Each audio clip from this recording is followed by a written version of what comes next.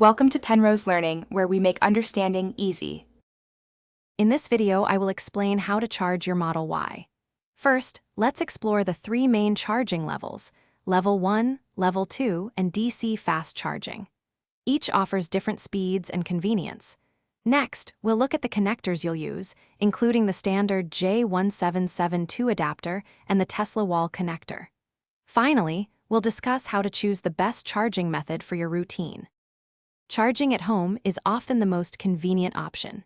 You can use a standard 120-volt outlet, which provides about 3 miles of range per hour, perfect for overnight top-ups.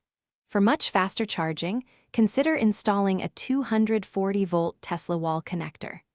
This can add up to 44 miles of range per hour, fully charging your Model Y overnight. Remember to schedule charging during off-peak hours, using your Tesla app to save money. When you're on the road, Tesla Supercharger network is your best friend for quick power-ups. These stations can add hundreds of miles of range in just minutes, making long journeys seamless. You can also find destination chargers at hotels, restaurants, and shopping centers, offering convenient charging while you're parked.